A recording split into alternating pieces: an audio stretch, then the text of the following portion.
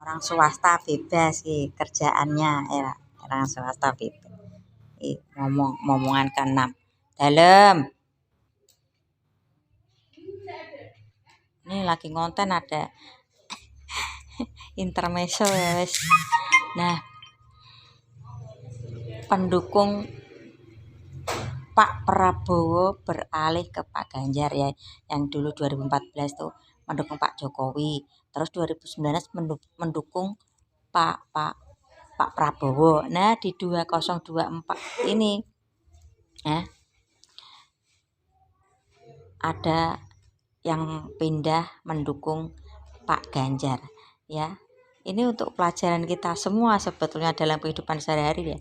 Orang yang terlihat pandai bicara dan selalu membanggakan dan memamerkan rekam jejak ya, belum tentu bisa kerja. Itu hanya cuman terlihat wow gaya bicaranya, wow titlenya S2 atau S3 itu ya, wow pernah sekolah di luar negeri ya, terus wow bahasa Inggrisnya keren ya. Ora turu kuwi ning dolan wek gembrot nang kasur. Intermezzo lagi ya. Nah, selalu pamer rekam jejak. Padahal rekam jejaknya itu ya mungkin kalau menurut yang pandai ngomong ini ya bagus menurut dia, tapi belum tentu bagi rakyat ya menengah, ekonomi menengah ke bawah seperti saya ya. Belum tentu bagus ya. Karena apa? Ekonomi menengah ke bawah biasanya tuh rata-rata yang penting apa? Bisa kerja ya, ekonomi di rumah itu bisa berputar, tidak jeglek apa sih? Enggak minus, itu sudah alhamdulillah ya.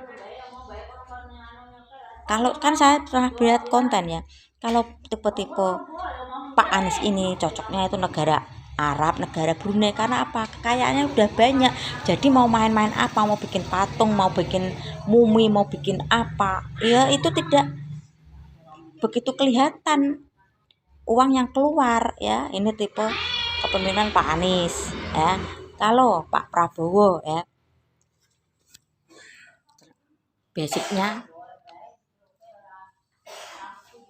tentara ya, basicnya tentara ya. Orang tentara pun belum tentu itu apa jengene, belum tentu apa tegas ya. Nih maaf ya kalau komen tentang Pak Prabowo itu ya ngeri-ngeri iya soalnya ngeri lah. Mau agak pedas sedikit nanti takut lah, emang faktanya terkadang kan ya wis artikan sendiri. Nah, kalau emang beliau tegas ya, nih saya melihat dari sisi rumah tangga beliau ya katanya kan pisah ranjang ya, cuma punya anak satu. Kalau emang beliau tegas ya, kalau pisah kalau berakhir ya berakhir ya. Kabarnya si yang perempuan mau balik kalau Pak Prabowo jadi presiden ya. Ya ketegasannya di mana sebagai laki-laki ya? Kalau iya, kalau tidak ya. Jangan gantung seperti lagu gantung. Sampai kapan kau gantung cerita cintaku? Aduh, ya itu kalau menurut saya. Terus kalau memang benar melanggar banyak HAM ya. Oh ya, kalau ada yang bilang kalau memang melanggar HAM laporkan saja dengan bukti-buktinya. Tidak segampang itu Pulgoso ya, urusan dengan Pak Prabowo itu tidak. Untuk melaporkan Pak Prabowo pun tidak semudah melaporkan orang-orang kecil seperti saya ini ya. Itu paham dong ya, paham. Nah, terus kalau Pak Ganjar ya, saya srek klop karena Pak Ganjar apa? Beliau bisa memposisikan dirinya ya di saat butuh ketegasan ya harus tegas, di saat bercanda harus bercanda. Ya contoh misalnya kalau dapat bencana kan si masyarakat ini kan pasti sedih lah melihat mungkin rumahnya berantakan karena kena banjir atau kena longsor ya. Beliau itu berusaha menghibur ya. Pak Ganjar berusaha menghibur tapi ya hatinya ikut sedih, bisa merasakan ya. Seandainya ini di posisi saya pasti sedih seperti masyarakat ini. Ini beliau bisa menempatkan pada posisinya, pada posisi di saat yaitu di saat serius-serius, di saat bercanda-bercanda. Itu Pak Ganjar ya. Apa ada saatnya untuk menyelesaikan dengan hati, dengan perasaan ya. Masalah tidak harus diselesaikan dengan pikiran, kata-kata, tidak, kadang pakai perasaan.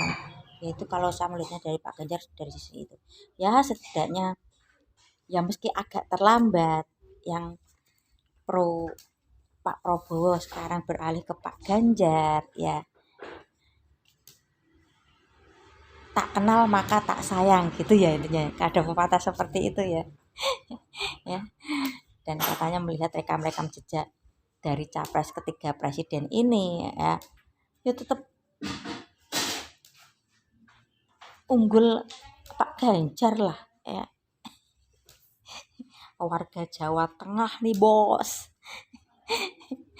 ya, yang digandeng dan dituntun sama Pemprov Jateng nih bos ya. Enggak ya, yang penting gini lah, kalau yang belum suka, belum bisa menerima kehadiran Pak Ganjar sebagai presiden kelak ya kembalilah ke kehidupan masing-masing dan fokus kembali sebagai pemimpin rumah tangga ya. Meski yang sudah berkeluarga maupun yang belum, meski mungkin anak laki-laki belum berkeluarga kan ada yang harus dipimpin yaitu orang tua, adik-adik ya. Berusaha untuk mencukupi kebutuhan mereka ya. Jangan selalu menyalahkan pemerintah dan pemerintah ya.